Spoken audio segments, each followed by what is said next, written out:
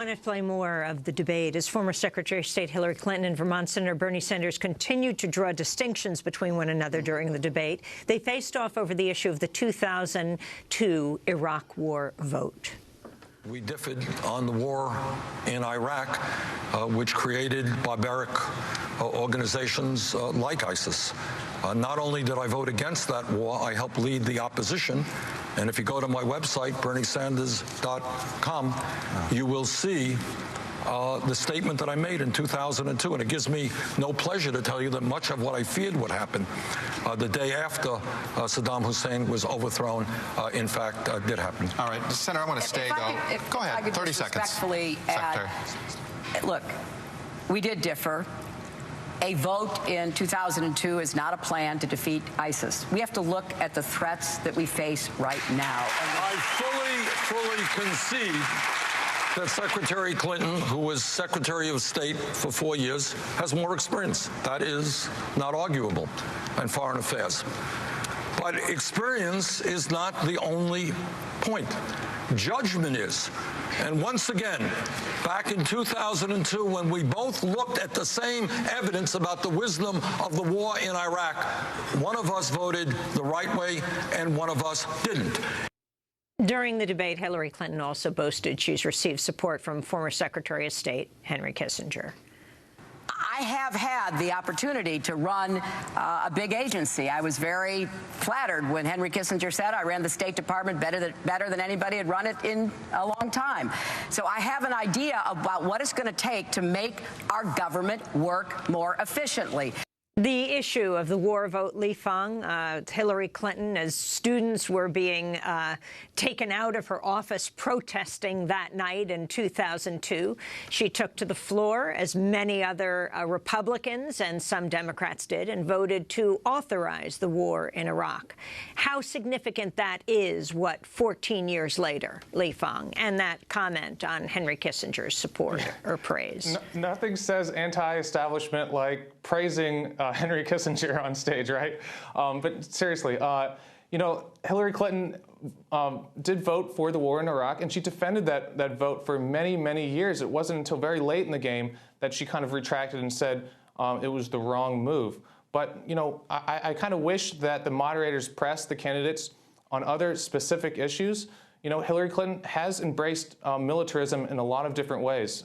She's been very belligerent on issues from Libya, you know, joking with Charlie Rose about wanting to take out Iran. The Obama administration, which, you know, worked with the State Department to approve just an incredible increase in arms transfers all throughout the Middle East. I mean, this is something that we don't talk about much on broadcast news, but, you know, the Obama administration, in part with Secretary Clinton, approved over $90 billion in weapons transfers to Saudi Arabia alone. We've really flooded the region with weapons, fueled conflicts, whether it's in Iraq, Syria, and beyond.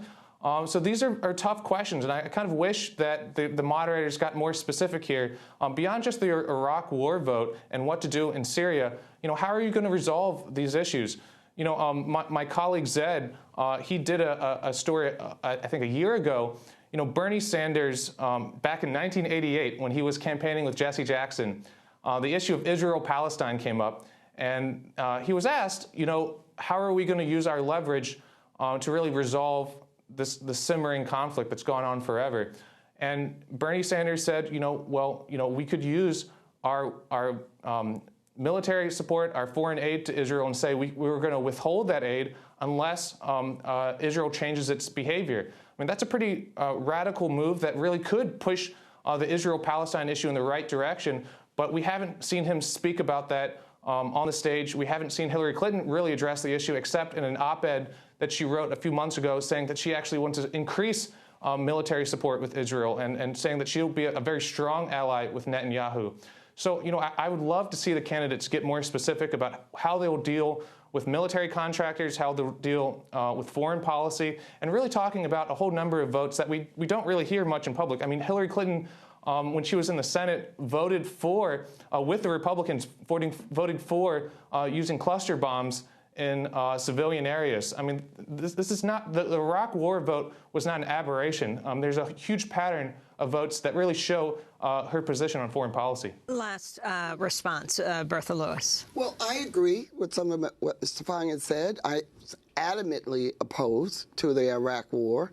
And again, I keep repeating this, but we're complex animals. At least I am in my political decisions and how I view things. All of the facts that he pointed out are there. I don't like. The deciding point, then, clearly, as you talk about that, we're complex people. What has made you cast your lot with Hillary Clinton? For me, the three things that, well, the four things that I cited, with everything put together, like I say, in 2008 I was there. I'm here now because I really, really believe that when women are in office and this country is behind the rest of the planet, then we have a chance to actually fundamentally move things. We've seen it on the Supreme Court. We've seen it everywhere. Number two, because of this experience, mistakes, disagreements, and being involved in that arena, we can go right at her, you know, because, again, I disagree with Barack Obama as the deporter-in-chief, but that doesn't stop my support for him. And number three, you know, like I say, I wish some people have a perch from which they can be very pure and don't have to engage. For one thing, and I look through a racial lens, I make no bones about that.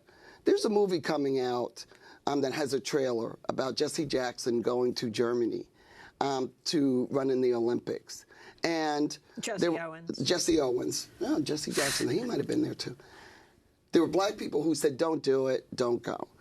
Bunch of white people saying, oh, you got to do it, and ignore everything else. And there's a scene there in which Jesse is saying, you don't know what it's like for me to have to go through this. And this white man says, I don't care. And Jesse says, because you don't have to. So again, for me, you can have all of the mistakes and all of everything, but she's a woman. She's head and shoulders above anyone else. Come on. And she's a great fighter. But we will, of course, continue to follow this race very closely. The primary in New Hampshire is Tuesday night. Bertha Lewis with the Black Institute, New York Working Families Party. Thanks so much. And Lee Fang, investigative journalist at The Intercept. When we come back,